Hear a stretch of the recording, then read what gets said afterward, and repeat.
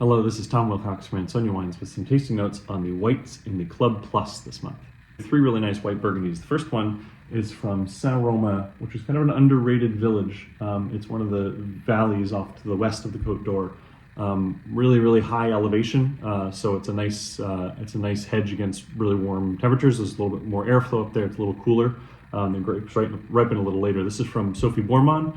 It's very precise, very calculating winemaker, makes very interesting wines.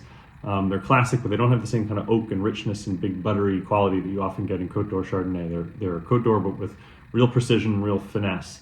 And this Saint-Romain is just beautiful. This is from 2022, which is a fantastic year in white burgundies. Lots of intensity, good acidity, lots of depth, lots of complexity of the wine. It's just a beautiful wine right now.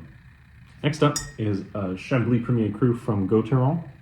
And this is from Monte de Tonnerre from 2022. Monte de Tonnerre is immediately right next to the Grand Crus. It's generally considered the best Premier Cru of any of the Chablis vineyards. And Gauthieron really hit this out of the park. He uses a little bit of oak with his Premier Crus, particularly at the high end like this, where they're kind of bordering on being Grand Cru.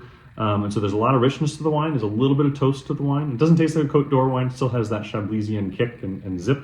But it's a real mouthful. Got lots going on, lots of intensity, lots of richness, very long in the mouth. It almost has Grand Cru depth and persistence, and we think it's a really nice bottle.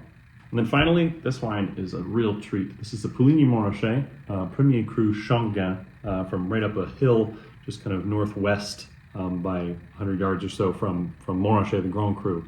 And this is from Roger Bellon. This is a 2020, so it has 2 extra years in the bottle. Puligny is often very tightly wound when it first is put in the bottle and can be a little bit harsh in its youth.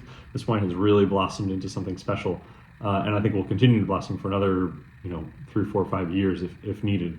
Very precise wine. Puligny is always laser focused and very chiseled and very kind of strict in terms of its fruit profile.